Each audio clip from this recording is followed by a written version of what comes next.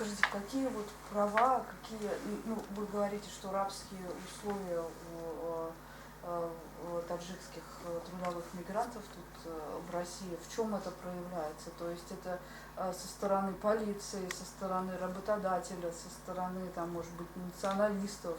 То есть вот сколько опасностей тут грозит? Вот для меня идеалом еще остается до сих пор Владимир Владимирович Путин.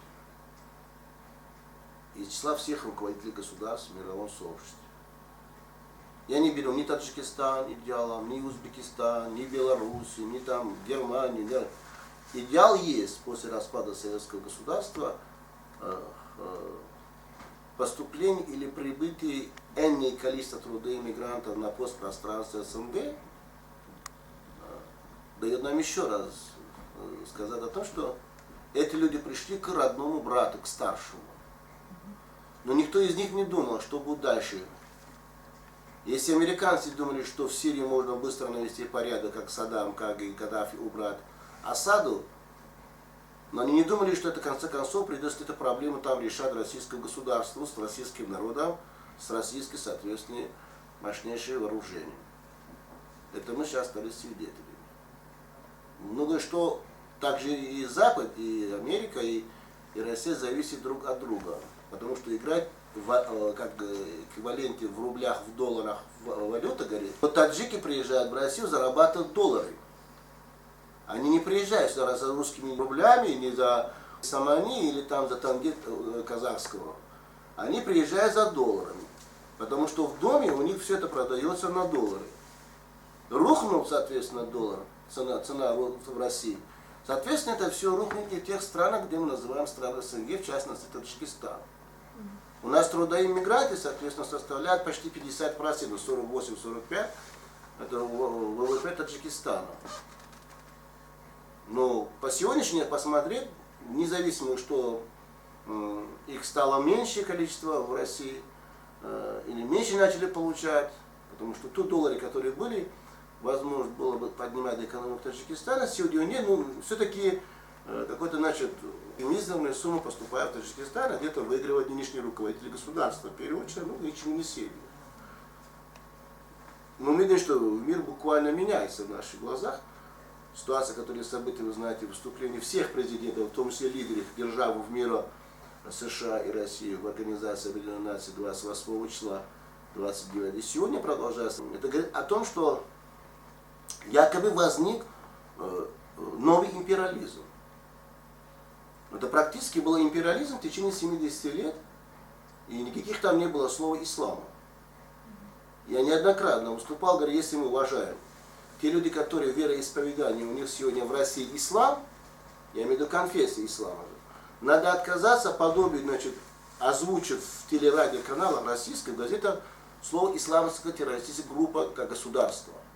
Надо заменить его на империализм 21 века, империализм 20 века, это был для советского государства, коммунистического строя, это было США, его союзник НАТО, соответственно, тогда ФРГ получается, а ГДР был соцлагерем. Да. И вот это все происходило тогда. Но сегодня надо ввести вот этот диалог, чтобы если мы будем больше говорить плохому, у русского, значит, народа есть пословица. Когда на человека начинает тыкать, говорит, свинья, то начинает хрюкать. То мы сами застали сегодня говорить, что ислам, а и тем более в арабском мире, это течение или конфессия, которые сегодня пропагандируют, в первую очередь, что? Терроризм. А разве не были взрывы в Западной Европе? Разве не были взрывы внутри российского государства? Разве взрывы не происходят в Республике Средней Азии везде? У террористов нельзя определить по национальности. Это люди подготовлены, это люди знают, кто-то их так как он руководят. Мы же не можем, вот, хорошо, не было вот проблемы с Саудовской Аравией, да, имею в виду, что вот это арабский мир. А почему мы до сих пор не закончили борьбу с наркоманами? А наркотики что, меньше убивают людей? Те плантации, которые были на 50, даже на 100 раз больше стали в Афганистане, после ухода советские войска туда пришли блок НАТО, и в лице на европейских государств, соответственно, в лице Америки, были там 40%, стали 8% производства данных наркотических. И куда это все уходит? Но мы сегодня видим, что большее это количество поступает на территорию России, а отсюда распространяется в других странах. Надо было с этим тогда бороться. Мы же не хотим бороться, потому что мы не хотим назвать заказчиков. Все, которые в державе являются, они являются заказчиками. А любой ребенок в школе знает, по пальцам считает, зло откуда происходит. Зло по отношению к трудоиммигрантам, неправильной концепции миграционной политики российского нашего государства. И, соответственно, в странах доноров, в первую очередь, может быть. Но это же старший брат. Должны определиться количество трудоиммигрантов, которые не превращаются в России в рабство. Надо их брать по специальностям. Но они говорят, нет, у нас общая граница, у нас открытая граница, а я инициатором выступал за введение трудовой вызов между Таджикистаном и Россией. Я не лезу в узбекский, потому что это оскорбление получилось, но я таджик по национальности. Также и Путин русский. Мне больно и обидно, почему 2 миллиона таджиков длительное время, больше 2 десятилетий, находясь за пределами государства, именно выполняют черновую работу. Мы не подготовили ни одного бизнесмена, мы не подготовили ни одного, ну может быть десятки там хороших специалистов. И люди, которые оказались в программе, российской программе, они вообще брошены на улицу тоже. Вот это все это мы замечаем. И нам надо говорить, что мы вообще хотим. А почему так много количества таджиков оказались в Сирии? Они ушли через Россию. Об этом мы сказали господин Рогозин. Долгое время работал, соответственно, в Брюсселе, соответственно, в НАТО. Один из представителей были посланы туда с российского государства. Он знал. Он имел разговор с бывшим министром иностранных дел Зарифи, что ваши граждане уходят через Северный Кавказ, и, в общем, они уходят, и в последние 4 года стал мощнейшая группа, как называемый, как государство, исламская террористическая группа на территории Ливии, Ирана, Ирака и Сирии. А почему вот люди радикализируются, вот именно тут вот многие из России уезжают? Вот какие причины для этого есть? Уезжают куда? Очень много уезжают с России на Запад. В Сирию. Более 10 миллионов населения России находится на Западе, в Италии, в Англии, в Германии, может быть, меньше, да. И не больше 10 миллионов, они поехали в поисках работы. Может, где-то у многих были права ущемлены, может, туда пошли жить. Но наши приезжают в Россию, работают. Я изучал данный вопрос. Я изучал, чтобы... Вот, вопрос о том, что идет война исламская против неверных безбожников, ну это надо убрать, терминологии. Я знаю, что поехали туда таджики с одной, потому что они приехали в собственном доме, дома. Им работу никто не предоставил, они остались без работы. Им было самим стыдно дома находиться, потому 4-5 детей. Приехали в Россию, работали полгода, год, их обманули, деньги не дали. Потом просто-напросто их сажали в тюрьму, они были невиновны. Об этом говорю, 60% общих уголовных дел в России по отношению к таджикам не фабрикованы. Это очень большое количество. А раньше были там, допустим, связано с организацией, ведь у нас есть целый консультативный комитет по направлению и права граждан. И этих документов отправляем туда, соответственно, нет ответа. Или получаем положительный ответ, а дальше надо иски требовать в России. И здесь все срезает, соответственно. И говорят, это все может быть со временем или не так. Мы это все видим, мы это все замечаем. Мы говорим, мы не выступаем в различных каналах. Раньше выступали в различных каналах российского телевидения, нас приглашали. Если вас когда-то, может быть, учили говорить, это вот черный камень, это белый, но я такого не могу повторить. Это черный камень, белый камень, это белый камень. И сказать что-то, я этого не смогу сделать, потому что уже поздно. Я вырос вообще в другом государстве, там воспитывались люди, у них были больше патриотизма к советскому государству. Я как могу сегодня агитировать человека, который вообще, находясь в новом жизни, в демократическом преобразовании, при этом его права в собственном государстве ущемляются, говорит, по отношению к тебе правильно принимают меры собственные твои правители же. Понимаете, в чем дело? Вот здесь вопросу надо дать. Другая сторона вопроса, если мы хотим стать демократическим государством, подобие Асада, сказал в частности. Да, Асаду, может, в каком-то плане мы правильно говорим, потому что там есть интересы российского государства намного больше. Почему? Россия не хуже, чем американское государство.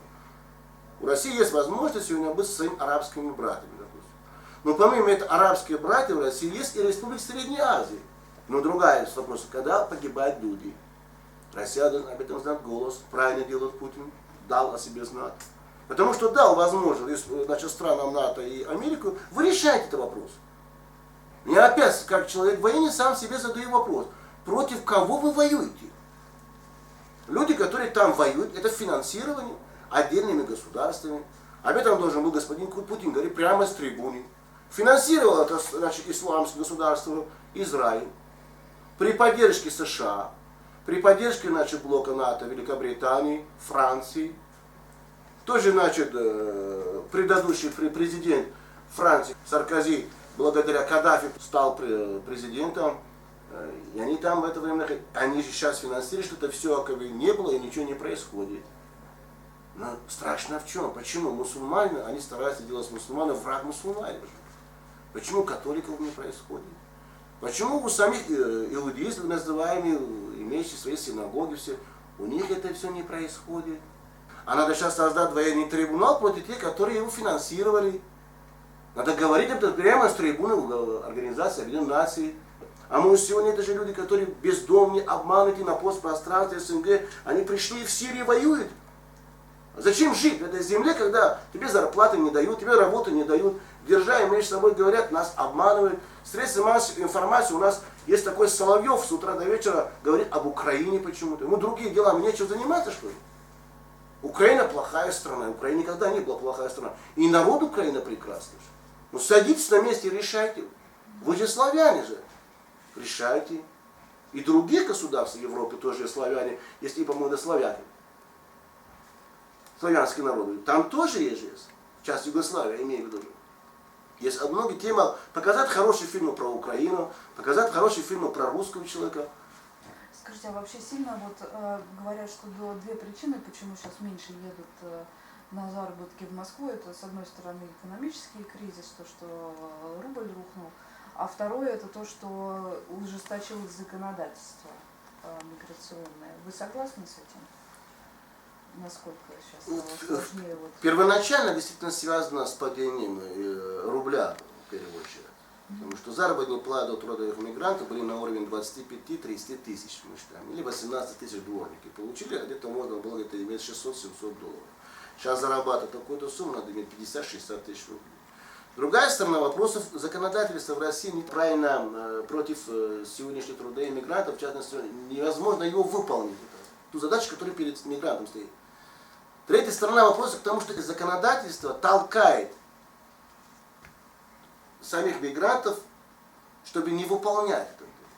При всем желании невозможно выполнить. А что там нужно выполнить? Вот сейчас? Допустим, смотрите, что ведь человек, если что-то сделать сегодня прибыть в России, ему надо получить разрешение на работу или тоже патент. Этот человек первоначально не было, ему объяснили, чтобы вот первоначально что-то, вы едете туда, вы получаете патент. Но если ваш патент, в короткое время вы получили, вы не имеете договора с работодателем, то, что вы заплатили большую сумму, там 30 тысяч рублей, последующих 4 тысячи рублей, ну, аннулирован будет. Ни один человек, ни один работодатель, точнее, не подписал, и нет и сегодня с трудовыми мигрантами из Республики Средней Азии договор, допустим, между трудовыми мигрантами и работодателем на строительство того или иного дома.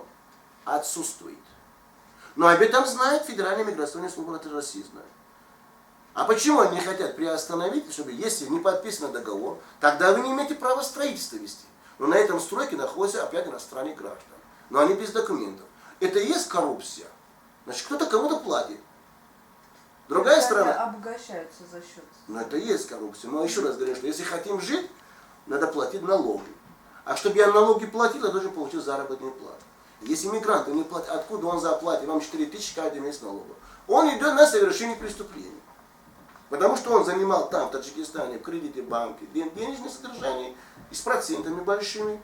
Приехал, соответственно, здесь, тоже занимал деньги у своих близких там данных. И общая сумма собирается более 100 или 200 тысяч рублей. Ему предлагают вариант. Я сам говорю, есть возможность торговать наркотиками. И второй выбор. Вот вам, здесь находится 5000 долларов, позвони домой, еще одного возьми напарника, вам завтра будут готовы, соответственно, паспорта, вы летаете через Шереметьево, пролетаете, соответственно, в Стамбул, Стамбул вас сопровождает в Ирак и в Сирию. А какой выход у гражданина остается? Что остается у голодного человека выход? Да никакой. Единственный выход – соглашаться. Много таких. Но я говорю, что не меньше 2000 таджикистанцев находятся там. Общий по Республике Средняя Азия не менее 10 тысяч.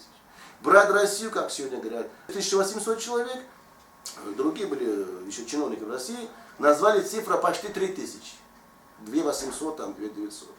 Но это люди, которые готовы воевать. Они люди, которые уже являются смертниками. Что мы будем с ними делать? Они, если возвращаться назад, никто их не примет. А многие ушли с членами семьи. Вы много таких историй здесь слышали? Много Я вам часто, не приходило? только что слушал, я и записываю, я разговариваю с ним, и в газетах у нас то же самое место публикуем, и говорим, и они просят нас, возвращайте, помогите, возвращайте наши детишки.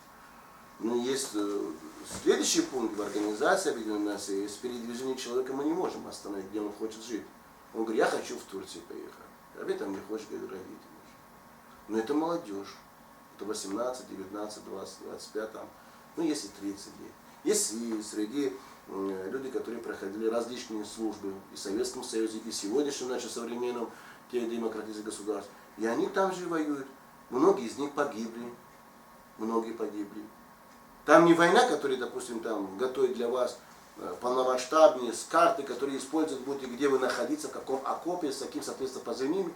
Там идет война, называемая как стадо идет вперед. Что будет, тот будет. А последующие они что делают? Это называемый, как мы говорим, маньяк, будет использовать кучу безвинных людей, потом начинает отрезать их голову и показывать людям. Да, надо с ним воевать, надо, чтобы освободить. Надо воевать, уже надо решать. У нас есть Организация Объединенных Наций. Не только должен говорить господин Путин, надо решать. Эти слова должен был озвучен господином кого? Генеральным секретарем Организации Объединенных Наций. Он должен говорить, нет, остановитесь, американцы, остановитесь там, англичане. Вы решаете этот вопрос. Эта чума к вам домой придет, в Америку, в Европу, уже в Европе забиты одними трудами. Они не хотят в Европу, почему они именно выбирают Германию? Они кого не спрашивают, все, кто у нас, соответственно, канцлер, их мать родная. Мы к вам, дайте нам деньги. А потом это так хорошо, почему? А с другой стороны, а почему Европа не предоставляет им место, когда вы их бомбили, вы испытали последние свои оружия, которые у вас были, и на человеческую жизнь, на возможность, иначе были другие объекты, которые более считаем стратегические же. Испытания провели различные бомбы там на месте же. Это все уже видели, как называемые, кайфовали от этого, то, что происходило там. Люди погибали, дети погибали. И посмотрите, проходя через Средиземное море, получается. И погибали там же люди же. Отдайте им все. Я вместо европейцев был. Если бы я народ Европы, я заставил бы сегодня всех лидеров уйти вместе с народом Европы и освободить территорию тех государств, которые погибли. Освободите. Отдайте этому народу Сирию, Ирак, их не люди. Вы их шантажировали. Вы сказали, что Саддам плохой, Каддафи плохой, Мубарак плохой, сегодня Асад плохой. Хорошо. А что вы там? Строили новых объектов? Нет. Вам нефть нужна. Как и многим нужны наркотики афганские. Но надо об этом правда говорить народу же. Что нужны там американцы? Что они хотят? Державы? Да. Америка это страна, зависит от мигрантов. Но Америка имеет самые мощнейшие базы военные на территории Германии, сами финансируют они. Все ушли на Варшавский договор, остался. А зачем тогда НАТО остается? Если НАТО оставался, пускай показывает плоды свои в Америке, то есть в Афганистане 0. Сегодняшний наш игл получается 0. Тогда надо расформировать этот НАТО, получается. А никому это НАТО не нужно. Сегодня повезло то, что, может быть, быстрее бы начался и закончилась проблема с Сирией. Хорошо, может быть, таджикскому народу станет. Потому что меньше наших граждан там окажется. Скажите, а что нужно сделать, чтобы вот люди не ехали в Сирию? Ну, если сейчас уже война возьмет, соответственно, последние, значит, стадии завершения, мы считаем, что уже американцы дали добро, не могли решение принимать. Организация Объединенных Наций решила, что надо, чтобы создать коалицию. Эта коалиция будет совместно решать. Но надо уничтожать более 200 тысяч людей, которые они уже вооружены. Это смертники. Но его надо закончить. Потом дележка начнется. Война-то не закончится. Дележка нефта. Надо курдам землю оставить. Надо Асада говорит, это часть территории их. Надо говорить с правительством Багдада, что территория ваша северная часть, это курды жили. Надо им отдать. Потом надо беженцев, которые согласны возвращаться с Европы. А многие говорят, нет, вы извините. Там сначала постройте все. А за это время их дети будут расти. Они говорят, мы никуда не поедем, Европа наша. Тогда начинаются конфликты в Европе. Все-таки Европа находится на стадии раскола. А мы будем делать для того, чтобы сегодня наше информационное поле и российское информационное поле правильно информировать трудовых мигрантов, прибывающих на территории России, что нам нужны конкретные количества. Лишний вас. Вы останетесь без работы, вы окажетесь в Сирии, вы окажетесь в Ливии, вы окажетесь в других местах. И надо создать рабочие места там же, в Таджикистане, в Узбекистане и в Киргизии же. Европа объединяется. Бывшие республики советского государства, они начинают, соответственно, расколоться в этом направлении. Мы видим, что сегодня, если надеяться к тому, что это все успешно закончится, эта операция с ИГИЛом, то, соответственно, станет и нам легче на душе, чтобы этих молодых парней меньше будет в составе исламского государства. Но я думаю, что в ближайшие месяцев 2-3, как слово «ислам», как террор, не будет озвучено не только в кулуарах, даже в средствах массовой информации. Это очень опасная игра, и СМИ сегодня в России должны четко знать, что в России проживает более 20 миллионов мусульман. Помимо этих мусульман проживает еще 7 миллионов до 10 миллионов приезжие мусульмане.